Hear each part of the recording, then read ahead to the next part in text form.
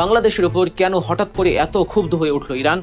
যে রাষ্ট্রটি এতদিন আমাদেরকে বন্ধু রাষ্ট্র হিসেবে দেখে এসেছে, তারা কেন আজ এই ৩১ জন নিরীহ নাবিককে জিম্মি করার মতো পরিস্থিতি তৈরি করছে? কেন আমাদের দেশের জাহাজটিকে কিছুতেই হরমুজ প্রণালী পার হতে দিচ্ছে না? একটি দেশের সরকারের কূটনৈতিক অপরিপক্কতা, ব্যর্থতা এবং নতজানু পররাষ্ট্রনীতি কিভাবে গোটা দেশকে একটি ভয়াবহ অর্থনৈতিক এবং জ্বালানি খাতে খাদের কিনারে ঠেলে দিতে পারে, আজকের এই ঘটনাটি তার সবচেয়ে বড় এবং জঘন্য প্রমাণ হিসেবে ইতিহাসে লেখা থাকবে। বিশ্বমঞ্চে ঘুরে দাঁড়াচ্ছে শেখ হাসিনার কূটনীতি। শুধু তাই নয়, বাংলাদেশে শেখ হাসিনাকে প্রতিস্থাপন করার জন্য রীতিমতো বৈশ্বিক রাজনীতিতে রিজিম চেঞ্জ হচ্ছে, ঘুরছে যুদ্ধের কাঁটা। অর্থাৎ ইরান বাংলাদেশের ওপর একটি প্রতিশোধ নিতে চাইছে।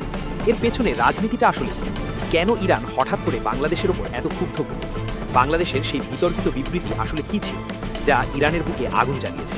এবং ৩১ জন নিরীহ নাবিককে জিম্মি করে ইরান আসলে কোন মাস্টার স্ট্রোক দিতে চাইছে বিশ্বমঞ্চে? বিশ্ব যখন খুব দ্রুত একটি মাল্টিপোলার বা বহু মেরুর দিকে এগোচ্ছে, যেখানে চীন এবং রাশিয়ার মতো পরাশক্তিরা নতুন সমীকরণ তৈরি করছে, তখন আমাদের সরকার পড়ে আছে সেই পুরনো আমেরিকার পদলেহনের রাজনীতিতে। তারা হয়তো ভুলে গেছে যে বঙ্গোপসাগর থেকে হাজার হাজার মাইল দূরে ওয়াশিংটনে বসে আমেরিকা বাংলাদেশের জ্বালানি তেলের সাপ্লাই চেইনের গ্যারান্টি দিতে পারবে না। আসসালামু আলাইকুম দর্শক, সিগন্যাল বিডি চ্যানেলের নতুন একটি গুরুত্বপূর্ণ নিউজ ভিডিও নিয়ে আপনাদের মাঝে হাজির হলাম। প্রিয় দর্শক, বাংলাদেশের বর্তমান রাজনৈতিক প্রেক্ষাপট জানতে যারা এই ভিডিওটিতে ক্লিক করেছেন তাদের সবাইকে বলবো আপনারা ধৈর্য সহকারে পুরো ভিডিওটি দেখতে থাকুন, কারণ এই ভিডিওটিতে এমন কিছু তথ্য বা উপাত্ত শেয়ার করা হয়েছে যা জানলে আপনারা অবাক হবেন। প্রিয় দর্শক, ইতিমধ্যে আপনারা অনেকগুলো ভিডিওর অংশবিশেষ দেখে নিয়েছেন এবং আশা করি দেখেই বুঝতে পেরেছেন আজকের ভিডিওটি কতটি গুরুত্বপূর্ণ এবং আকর্ষণীয় হতে চলেছে। এখনো যারা আমাদের চ্যানেলটি সাবস্ক্রাইব করেননি তাদের সবাইকে বলবো আমাদের চ্যানেলটি সাবস্ক্রাইব করে পাশে থাকা বেল আইকনটি অন করে দিবেন। আর যারা ইতিমধ্যেই সাবস্ক্রাইব করেছেন তাদেরকে অসংখ্য ধন্যবাদ। তো প্রিয় দর্শক, চলুন আর কথা বাড়াবো না, একটি লাইক দিয়ে মূল ভিডিওতে যাওয়া যাক। বিশ্বমঞ্চে ঘুরে দাঁড়াচ্ছে শেখ হাসিনার কূটনীতি। শুধু তাই নয়, বাংলাদেশে শেখ হাসিনাকে প্রতিস্থাপন করার জন্য রীতিমতো বৈশ্বিক রাজনীতিতে রিজিম চেঞ্জ হচ্ছে, ঘুরছে যুদ্ধের কাঁটা। এখন বলতে পারেন যুদ্ধের কাঁটাটা কেন বললাম? হ্যাঁ, ইরান এবং আমেরিকার যুদ্ধের উপর নির্ভর করছে দক্ষিণ এশিয়ার ফিউচার পলিটিক্স। কেন বলছি ফিউচার পলিটিক্স? কারণ যদি মধ্যপ্রাচ্য থেকে হাত গুটিয়ে আমেরিকা ফেরত চলে যায় এবং ইরানের জয় চলে আসে, তবেই দক্ষিণ এশিয়ার রাজনীতি হবে এশিয়া প্যাসিফিক অঞ্চল কেন্দ্রিক। আর টানা 40 দিন যেভাবে মিসাইল বিসর্জন হয়েছে ইরানের পক্ষ থেকে, তাতে ট্রাম্প প্রশাসন ইতিমধ্যে রাজনৈতিক এবং অর্থনৈতিকভাবে বিপর্যস্ত। শুধু তাই নয়, আমেরিকার অর্থনীতি চাঙ্গা করতে হলে ভবিষ্যতে আমেরিকার জ্বালানি সক্ষমতা ঠিক রাখতে হবে। আর এই যুদ্ধের প্রভাবে শুধু আমেরিকা নয়, গোটা মধ্যপ্রাচ্য এবং ইউরোপ টোটালি জ্বালানি সক্ষমতার বাইরে চলে গেছে। কেন বলছি জ্বালানি সক্ষমতার বাইরে? স্টকে যা আছে এই স্টক খরচ হয়ে গেলে ভবিষ্যতে ইউরোপ এবং আমেরিকা জ্বালানি সংকটে ভুগবে। আর জ্বালানি সংকট মানে বিদ্যুৎ নাই, তারপর রান্নাবান্নার গ্যাস নাই, পুরো ইউরোপ জুড়ে তখন গাড়ি থাকবে, জৌলস থাকবে, কিন্তু অন্ধকার আচ্ছন্ন। কারণ যে মধ্যপ্রাচ্য থেকে তারা জ্বালানি সোর্স করে কিংবা যে দক্ষিণ এশিয়া থেকে তারা মৌলিক রিসোর্স গুলো কালেক্ট করে, সেগুলো তখন রাশিয়ান রিজিমের কাছ থেকে কিনে নিতে হবে। আর এই জন্য রাশিয়ার উপর থেকে স্যাংশন তুলে নিতে হবে, অর্থাৎ বাণিজ্য সম্পর্ক পুনরুদ্ধার করতে হবে। আর রাশিয়ার সাথে বাণিজ্য সম্পর্ক পুনরুদ্ধার করতে গেলে তখন ইরানকে তো লাগবেই, কারণ রাশিয়া এখন ইরানকে দিয়েই খেলছে। মধ্যস্থতায় তখন ইসলামিক কমিউনিটির রিপ্রেজেন্টেটিভ হিসেবে ইরান থাকবে। আর যখনই ইরান থাকবে তখনই ব্রিক্স এর বিষয়গুলো সামনে চলে আসবে, কারণ রাশিয়া যেমন ব্রিক্স এর সদস্য, ইরানও ব্রিক্স এর সদস্য, দক্ষিণ এশিয়ায় ইন্ডিয়াও ব্রিক্স এর সদস্য। তিনটা বড় বড় রাষ্ট্র যারা ইউরোপ থেকে শুরু করে পশ্চিমাদেরকে মৌলিক অর্থাৎ বেসিক রিসোর্স গুলো সাপ্লাই দেয়, তারা যখন বলবে যে না আমরা ডলারে লেনদেন করবো না, আমরা ব্রিক্স এর লেনদেন করবো, তখন অটোমেটিক্যালি আমেরিকা বাধ্য হবে ব্রিক্স এর অংশ হতে কিংবা ব্রিক্স কে স্বীকৃতি দিতে। এই বিশ্বযুদ্ধের উপর অনেক কিছু ডিপেন্ড করছে। আর ব্রিক্স কে শক্তিশালী করতে হলে বাংলাদেশকেও লাগবে, কারণ ইন্ডিয়ার প্রতিরক্ষা ইস্যু আছে। আর ইন্ডিয়ান প্রতিরক্ষা ইস্যুতে বাংলাদেশ খুব গুরুত্বপূর্ণ একটা পার্ট। আর এই একটা জায়গায় শেখ হাসিনা এবং আওয়ামী লীগকে দরকার। এবং শেখ হাসিনা এবং আওয়ামী লীগকে দরকার কোন ভাবে? রাষ্ট্রীয় ক্ষমতার মধ্য দিয়ে, যাতে করে দক্ষিণ এশিয়ায় কোনো প্রকার অস্থিতিশীল পরিবেশ পশ্চিমা গোষ্ঠী তৈরি না করতে পারে। খেয়াল করে দেখবে, ট্রাম্প প্রশাসন যখনই অর্থনৈতিকভাবে বিপর্যস্ত হওয়া শুরু করলো এই ইরানের সাথে যুদ্ধে জড়ানোর পরে, দিন দিন ডে বাই ডে খেয়াল করে দেখবেন আমাদের জুলাই যোদ্ধাদের কিন্তু জনস্রোত কমে আসতেছে, অর্থাৎ জনসমর্থন নাই বললেই চলে। দিন দিন জুলাই সন্ত্রাসীদের উপর জনগণের আস্থা কমে যাওয়ার পেছনে একটাই কারণ, সেটা হচ্ছে পশ্চিমা দেশগুলোতে অস্থিতিশীল অবস্থা এবং পশ্চিমা দেশগুলোর অর্থনীতির নাজুক পরিবেশ। তার মানে বুঝতে পারছেন, এই পশ্চিমা ছানাপোনা যারা দিল্লি না ঢাকা, ইনকিলাব জিন্দাবাদ, তারপর শেখ হাসিনাকে ফ্যাসিস্ট বলে একটা ফ্যাসিস্ট শব্দকে মার্কেটিং করে দিয়ে আপনার আমার মাথার উপর চড়ে বসেছিল, এই সমস্ত ছানাপোনারা আস্তে করে মিউট হয়ে যাবে। আপনারা কি ভাবছেন যে মিউট হয়ে গেলেই সমস্যার সমাধান হবে? মোটেও না। বাংলাদেশের ভিতরে এই পশ্চিমা ক্যান্সার গুলো ভবিষ্যতে যেন টিকে থাকতে না পারে, এদেরকে এক এক করে ধরে ধরে ঝুলায় ঝুলায় পিটাবে, খালি আওয়ামী লীগ সরকার আসতে জানে। একটু ওয়েট করেন, শেখ হাসিনা ফিরবে, ডিসেম্বরের মধ্যেই ফিরবে, কারণ ডিসেম্বরের আগে এই যুদ্ধ শেষ হয়ে যাবে। ট্রাম্প এখন রীতিমতো কান্নাকাটি করতেছে, ছেড়ে দে মাকে দেবাস। কেন? কারণ এখন যদি যুদ্ধে আক্রান্ত হয়ে যায় আমেরিকা, তাহলে ভবিষ্যতে আমেরিকার কপালে শনি আছে। কারণ হয় আমেরিকাকে দরিদ্র দেশের তকমা নিয়ে বাঁচতে হবে, অন্যথায় রাশিয়ার সাথে যত বিরোধ আছে সেটা মিটিয়ে ফেলতে হবে, আর সেটা মিটাতে গেলে ব্রিক্সকে স্বীকৃতি দিতে হবে। বুঝতে পারছেন চতুর্মুখী চাপ। এখন আমেরিকা ওর নিজের দেশ বাঁচাবে, নাকি এই ছানাপোনা যেগুলো ইনকিলাব জিন্দাবাদ, দিল্লি না ঢাকা বলে, রাজুতে আয় বলে লাফালাফি করলো, এদের বাঁচাবে? তো সব মিলায় একটা বিষয় পরিষ্কার, শেখ হাসিনা খুব শীঘ্রই ফিরতেছে। শেখ হাসিনার কূটনীতি বিশ্বমঞ্চে অ্যাকসেপ্টেন্সির জায়গায় চলে এসেছে, ধীরে ধীরে ঘুরে দাঁড়াচ্ছে আওয়ামী লীগের অ্যাকসেপ্টেন্সির রাজনীতি। সুতরাং যেই সমস্ত লোকরা আওয়ামী লীগের ভেতর থেকে জামাতের সাথে আঘাত করতেছেন, কিংবা যেই সমস্ত লোকরা আওয়ামী লীগের ভেতর থেকে বিএনপির সাথে তলে তলে 2-4টে পয়সা খাওয়ার লোভে আঘাত করতেছেন, তাদেরকে সাবধান করে দিয়ে বলতে চাই, একটু সাবধান হন, না হলে ভবিষ্যতে দল থেকে আপনাকেও লাঠি দিয়ে বের করে দেওয়া হবে। কারণ পশ্চিমা ক্যান্সার বাংলাদেশে আর রাখা হবে না। পশ্চিমা ক্যান্সার বাংলাদেশে আর রাখা হবে না যদি শেখ হাসিনা সরকার কামব্যাক করতে পারে। সাম্রাজ্যবাদী গোষ্ঠীর আস্ফালন বন্ধ হয়ে যাবে। চান্স পাইলে আমাদের মুক্তিযুদ্ধ নিয়ে লাফালাফি কর, চান্স পাইলে আমাদের আওয়ামী লীগকে বাংলাদেশ থেকে বের করে দিয়ে বাংলাদেশের মুক্তিযুদ্ধ এবং স্বাধীনতাকে পায়ে মারায়া, সংবিধানকে ছুঁড়ে ফেলে দিয়ে দেশটাকে ইউনাইটেড স্টেট অফ পাকিস্তান বানায়া, আমার দেশের জনগোষ্ঠীকে জিম্মি করে পাকিস্তানের দালালি করার স্কোপ খুলে দিতে চাও, ওই সুযোগ আর হবে না, ওই সুযোগ আর থাকতেছে না। ভেরি সুন এই সমস্ত দালাল চাটুকার জুলাই সন্ত্রাসীরা বাংলাদেশ থেকে নাকে খত দিয়ে বিদায় হবে। ওরা যেভাবে মপ করেছে না আওয়ামী লীগের নেতা কর্মীদের, এখন বিশ্ব রাজনীতি যখন আমাদের ফেভারে চলে আসবে, অ্যাকসেপ্টেন্সি যখন আমাদের কাতারে চলে আসবে, তখন এদেরকে এক একটাকে ধরে ধরে পেটানো হবে, বাড়িতে গিয়ে গিয়ে এদেরকে সাইজ করা হবে। কি ভেবেছে বাংলাদেশ কি গরিবের বউ সবার ভাবি? মন চাইলে বিক্রি করে দিলাম পশ্চিমা গোষ্ঠীর কাছে, মন চাইলে বিক্রি করে দিলাম অন্য দেশের এজেন্ডা বাস্তবায়নের স্বার্থে। তোরা শেখ হাসিনাকে তাড়াইছিস, ভালো কথা। তোরা যদি সুস্থ স্বাভাবিকভাবে বাংলাদেশটাকে ভালোভাবে পরিচালনা করতি, তাহলে এত কিছু আসতো না। তোরা দেশটাকে তুলে দিয়েছিস পাকিস্তানের হাতে, তোরা দেশটাকে তুলে দিয়েছিস আমেরিকান সাম্রাজ্যবাদী গোষ্ঠীর হাতে, বিভিন্ন চুক্তির মাধ্যমে বাংলাদেশের রাষ্ট্রীয় সম্পদগুলোকে বিক্রি করে খেয়েছিস। কান্ট্রি সভেরেনিটি দিয়ে, অর্থাৎ রাষ্ট্রীয় গ্যারান্টি দিয়ে তোরা বাংলাদেশটাকে রীতিমতো বিক্রির পাল্লায় তুলেছিস। তোরা বাঁচবি মনে করেছিস? তোরা বাঁচবি না। আন্তর্জাতিক ভূরাজনীতি কোনো ছেলে খেলা নয় যে আপনি একদিকে ইরানকে ঘুতাবেন, অন্যদিকে চায়নাকে নাখোশ করবেন, আর হরমুজ প্রণালীতে আপনার তেলের জাহাজ কেউ আটকাবে না, ছেড়ে দেবে। দুনিয়া আসলে এতটাও সহজ সরল সমীকরণে চলে না যতটা আমরা ভাবি বাংলাদেশের সরকার, বিএনপি সরকার ভাবে। মধ্যপ্রাচ্যের চরম উত্তপ্ত ভূরাজনীতি এবং ইরান আমেরিকার স্নায়ুযুদ্ধের যে ভয়ঙ্কর দাবানল চলছে, তার চরম মাসুল এবার সরাসরি গুনতে হচ্ছে বাংলাদেশকে। একটি দেশের সরকারের কূটনৈতিক অপরিপক্কতা, ব্যর্থতা এবং নতজানু পররাষ্ট্রনীতি কিভাবে গোটা দেশকে একটি ভয়াবহ অর্থনৈতিক এবং জ্বালানি খাতে খাদের কিনারে ঠেলে দিতে পারে, আজকের এই ঘটনাটি তার সবচেয়ে বড় এবং জঘন্য প্রমাণ হিসাবে ইতিহাসে লেখা থাকবে। বর্তমান ক্ষমতাসীন সরকার চাইলে খুব সহজেই এই ইস্যুতে কূটনৈতিক নীরবতা পালন করতে পারত বা চুপ থাকতে পারত। যখন পুরো বিশ্ব মধ্যপ্রাচ্যের এই সংঘাত নিয়ে চিন্তিত, তখন ইরান দুনিয়ার তাবৎ দেশের মধ্যে হাতে গোনা মাত্র 5 থেকে 6টি দেশকে তাদের প্রণালী, হরমুজ প্রণালী ব্যবহারের জন্য বিশেষ ট্রানজিট ক্লিয়ারেন্স বা ছাড়পত্র দিয়েছিল। আর সেই পরম সৌভাগ্যবান দেশগুলোর মধ্যে একটি ছিল বাংলাদেশ। শুধু ক্লিয়ারেন্স দেওয়াই নয়, ইরান অত্যন্ত প্রকাশ্যে এবং আনুষ্ঠানিকভাবে ঘোষণাও দিয়েছিল যে বাংলাদেশ তাদের অত্যন্ত কাছের এবং পরম বন্ধুপ্রতিম একটি রাষ্ট্র। একটি দেশের চরম বিপদের সময় এর চেয়ে বড় কূটনৈতিক সৌজন্য আর কি হতে পারে? ইরান যা দেখিয়েছিল বাংলাদেশের। কিন্তু এই চরম সৌজন্যের প্রতিদানে আমাদের পররাষ্ট্র মন্ত্রণালয় কি করলো?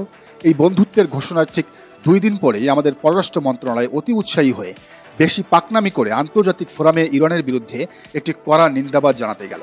বর্তমান সরকারের ভেতরের এমন কিছু সামরিক এবং কৌশলগত উপদেষ্টা রয়েছেন যারা এখনও পুরনো ধ্যান ধারণা নিয়ে চলছেন এবং সরকারকে প্রতিনিয়ত এই বলে কানপড়া দিচ্ছেন যে আমেরিকা নাকি আরও অন্তত 50 বছর এই পুরো পৃথিবী দাপিয়ে বেড়াবে, পৃথিবী শাসন করবে। তাদের সেই সেকেলে এবং অন্ধবিশ্বাসের মূল কথা হলো যে কোনো মূল্যে আমেরিকার কাছে মাথা নত করে থাকতে হবে, ওয়াশিংটনকে খুশি করতে হবে, আর সেই খুশি করার জন্য প্রয়োজন হলে ভারতের মাধ্যমে লবিং করতে হবে। এই নতজানু এবং চাটুকারিতার রাজনীতির সরাসরি ফসল হলো সেই বিবৃতি যেখানে ট্রাম্প প্রশাসনকে এবং পরোক্ষভাবে ভারতকে খুশি করার জন্য বাংলাদেশ আন্তর্জাতিক ফোরামে ইরানকে একটি আগ্রাসী দেশ হিসাবে আখ্যায়িত করে বসল। একটু ঠান্ডা মাথায় লজিক দিয়ে চিন্তা করুন দর্শক, যে ইরান আপনার দেশের অর্থনীতির চাকা সচল রাখতে, আপনার দেশের মানুষকে লোডশেডিংয়ের হাত থেকে বাঁচাতে আপনার তেলের জাহাজকে বিনা বাধায় ছাড় দিচ্ছে, আপনি স্রেফ পশ্চিমাদের কাছ থেকে পিঠ চাপড়ানি পাওয়ার জন্য সেই ইরানকেই আগ্রাসী বলছেন। স্বভাবতই ইরান এই অকৃতজ্ঞ বিবৃতিতে চরম অসন্তোষ প্রকাশ করেছিল, তার প্রকাশ্যে বাংলাদেশকে সতর্ক করেছিল। কিন্তু সরকার এতটাই অহংকারী এবং পশ্চিমাদের উপর অন্ধ নির্ভরশীল হয়েছিল যে তারা সেই স্টেটমেন্ট বা বিবৃতি পরিবর্তন করার কোনো প্রয়োজন বোধ করেনি। তারা হয়তো ভেবেছিল আমেরিকা তাদের মাথার ওপর ছাতা ধরে রাখবে। আর ঠিক এই কূটনৈতিক বেয়াদবি এবং চরম অদূরদর্শিতার চরম মূল্য আজ দিতে হচ্ছে বাংলাদেশ শিপিং কর্পোরেশনের গুরুত্বপূর্ণ জাহাজ বাংলার জয়যাত্রাকে। খবর এসেছে বিশ্বের সবচেয়ে স্ট্র্যাটেজিক তেলের রুট হরমুজ প্রণালী অতিক্রম করার অনুমতি বা ট্রানজিট ক্লিয়ারেন্স এই জাহাজটিকে দেয়নি ইরান। ঘটনার প্রেক্ষাপট বিশ্লেষণ করলে দেখা যায় মধ্যপ্রাচ্যের আঞ্চলিক সংঘাত এবং ইরান যুক্তরাষ্ট্রের যুদ্ধাবস্থার কারণে এই গুরুত্বপূর্ণ জাহাজটি প্রায় 40 দিন ধরে ওই এলাকায় আটকা পড়েছিল। সম্প্রতি যখন একটি যুদ্ধবিরতির ঘোষণা আসে, যখন পাকিস্তানে আমেরিকা এবং ইরান একসাথে বসেছে, তখন জাহাজটি সৌদি আরবের রাস আল খায়ের বন্দর থেকে দেশের উদ্দেশ্যে যাত্রা শুরু করে। প্রায় 40 ঘন্টা এক টানা গভীর সাগর পাড়ি দেওয়ার পর শুক্রবার সকালে জাহাজটি যখন হরমুজ প্রণালীর কাছাকাছি পৌঁছায়, ঠিক তখনই ঘটে এক ভয়াবহ ঘটনা। বাংলাদেশ শিপিং কর্পোরেশনের ব্যবস্থাপনা পরিচালক কমোডর মাহমুদুল মালেক ইতিমধ্যে নিশ্চিত করেছেন যে ইরানের পূর্ববর্তী নির্দেশনা অনুযায়ী জাহাজটি ট্রানজিট ক্লিয়ারেন্স চেয়েছিল, কিন্তু ইরানি কর্তৃপক্ষ সেই আবেদন সরাসরি নাকচ করেছেন, প্রত্যাখ্যান করে দিয়েছেন। কিন্তু দেশের জন্য সবচেয়ে বড় ধাক্কা এবং আতঙ্কের বিষয় এটি নয়। হরমুজ অথরিটির একজন উচ্চপদস্থ অফিসার বাংলাদেশকে সরাসরি এক চরম এবং রক্তহীন করা হুমকি দিয়ে বলেছেন, বাংলাদেশ যদি ইরান বিষয়ে তাদের কূটনৈতিক অবস্থান অবিলম্বে বদল না করে, তবে বাংলাদেশের বাণিজ্যিক জাহাজকে সরাসরি শত্রু জাহাজ বা এনিমি ভেসেল হিসাবে বিবেচনা করা হবে। প্রিয় দর্শক, আন্তর্জাতিক মেরিটাইম আইন এবং কূটনীতিতে এই একটি বাণিজ্যিক জাহাজকে শত্রু জাহাজ ট্যাগিং করার অর্থ হলো যে কোনো সময় সেই জাহাজের উপর সরাসরি সামরিক আক্রমণ হতে পারে অথবা জাহাজটিকে বাজেয়াপ্ত করে আটকে রাখা হতে পারে। একটি স্বাধীন সার্বভৌম দেশের পতাকাবাহী বাণিজ্যিক জাহাজের প্রতি অন্য একটি দেশের এমন প্রকাশ্য হুমকি আমাদের দেশের কূটনীতির ইতিহাসের সবচেয়ে বড় অপমান এবং ব্যর্থতা। ইরান এবং যুক্তরাষ্ট্রের এই যুদ্ধের ডাইনামিক্স বিশ্বর রাজনীতির সমীকরণ পুরোপুরি পাল্টে দিয়েছে। আমেরিকা যখন সর্বাত্মক চেষ্টা চালাচ্ছে ইরানের রেজিম চেঞ্জে, তখন ইরান সরাসরি আমেরিকার চোখে চোখ রেখে কথা বলছে। ইরানি জনগণ রাস্তায় নেমেছে, তারা আমেরিকার ৫ম নৌবহরের সদর দপ্তরে আঘাত হানার হুমকি দিয়েছে। অবশেষে আমেরিকা বাধ্য হয়ে ইরানের সাথে নেগোসিয়েশনে নেমেছে। গোটা বিশ্বের স্বাধীনতাকামী মানুষ, এমনকি গ্লোবাল সাউথের অনেক দেশ আজ ইরানকে বাহবা দিচ্ছে আমেরিকার একচ্ছত্র আধিপত্য এবং পেশিশক্তিকে সরাসরি চ্যালেঞ্জ করার জন্য। বিশ্ব যখন খুব দ্রুত একটি মাল্টিপোলার বা বহুমেরুর দিকে এগোচ্ছে, যেখানে চীন এবং রাশিয়ার মতো পরাশক্তিরা নতুন সমীকরণ তৈরি করছে, তখন আমাদের সরকার পড়ে আছে সেই পুরনো আমেরিকার পদলেহনের রাজনীতিতে। তারা হয়তো ভুলে গেছে যে বঙ্গোপসাগর থেকে হাজার হাজার মাইল দূরে ওয়াশিংটনে বসে আমেরিকা বাংলাদেশের জ্বালানি তেলের সাপ্লাই চেইনের গ্যারান্টি দিতে পারবে না। হরমুজ প্রণালী যদি সত্যিই বন্ধ হয়ে যায় বা বন্ধ থাকে বা সামনে কোনো ধরনের সংকট তৈরি হয়, আমেরিকার কোনো নৌবহর এসে আমাদের জাহাজে তেল ভরে দিয়ে যাবে না। এই একটি কূটনৈতিক ভুলের অর্থনৈতিক ইম্প্যাক্ট বা প্রভাব কতটা ভয়ঙ্কর হতে পারে তা ভাবলে গা শিউরে ওঠে। হরমুজ প্রণালী হলো বিশ্বের সবচেয়ে গুরুত্বপূর্ণ তেলের রুট, যেখান দিয়ে বাংলাদেশের আমদানি করা জ্বালানি তেলের প্রায় পুরোটাই আসে। আমাদের কাছে আসা অত্যন্ত নির্ভরযোগ্য তথ্য অনুযায়ী হরমুজ প্রণালী পেরোতে ইরানের বিশেষ ছাড়পত্র পাওয়া বাংলাদেশের সেই 6টি জাহাজের মধ্যে 5টিরই চালান ইতিমধ্যে বাতিল হয়ে গেছে। আর এখন সর্বশেষ সম্বল বাংলার জয়যাত্রাকেও জয় বাংলা করে দেওয়া হলো। এখন এই পরিস্থিতি চলতে থাকলে বাংলাদেশে ভয়াবহ একটি সংকট তৈরি হবে। উৎপাদন বন্ধ হয়ে যাবে। চাল, ডাল, তেল, সবজি থেকে শুরু করে প্রতিটি নিত্য প্রয়োজনীয় দ্রব্যের দাম উচ্চ হারে বাড়বে। একটি স্বাধীন দেশের সরকার যখন জাতীয় স্বার্থের চেয়ে নিজেদের গদি টিকিয়ে রাখা এবং বিদেশি প্রভুদের খুশি করাকে খুব বড় করে দেখে, তখন তার সবচেয়ে বড় খেসারত দিতে হয় সাধারণ এবং খেচে খাওয়া মানুষকে। ক্ষমতায় আসার পর থেকে শুধু ক্ষমতা কুক্ষিগত করা, বিরোধীদের দমন করা আর আমেরিকাকে তেল দেওয়ার রাজনীতি করে যাচ্ছে বর্তমান সরকার। কিন্তু গ্লোবাল জিওপলিটিক্সের মাঠে এই ধরনের সস্তা চাটুকারিতা এবং কূটনৈতিক বেয়াদবির কোনো জায়গা নেই। ইরানের এই চরম আলটিমেটাম সরকারের গালে এক বিরাট চপেটাঘাত। তারা প্রমাণ করে দিল যে ভারতের প্ররোচনায় বা আমেরিকার কথায় নেচে কোনো লাভ নেই। আন্তর্জাতিক অঙ্গনে নিজের মেরুদণ্ড সোজা রাখতে হয়। রাজনৈতিক দলগুলো ও তাদের পেজ কন্টেন্ট ক্রিয়েটরদের দিয়ে হাস্যকর যুক্তি আর মিথ্যা তথ্য না ছড়িয়ে সরকারের উচিত অবিলম্বে নিজেদের ভুল স্বীকার করে ইরানের সাথে সরাসরি কূটনৈতিক চ্যানেলে কথা বলা এবং এই সংকটের সুরাহা করা। তা না হলে আগামী কয়েক মাসের মধ্যে এক ভয়াবহ এবং অন্ধকার ভবিষ্যতের মুখোমুখি হতে যাচ্ছে বাংলাদেশ। গত 2 ফেব্রুয়ারি ভারত থেকে পণ্য নিয়ে অত্যন্ত শান্ত পরিবেশে পারস্য উপসাগরে প্রবেশ করেছিল বাংলাদেশ শিপিং কর্পোরেশনের জাহাজ বাংলার জয়যাত্রা। রুটিন অনুযায়ী কাতার হয়ে 27 ফেব্রুয়ারি যখন জাহাজটি সংযুক্ত আরব আমিরাতের জেবাল আলী বন্দরে পৌঁছায়, ঠিক তার পরদিনই ঘটে যায় সেই ভয়াবহ বিস্ফোরণ। যুক্তরাষ্ট্র এবং ইসরায়েল একযুগে ইরানে হামলা চালায় এবং শুরু হয় এক অপ্রত্যাশিত আঞ্চলিক সংঘাত।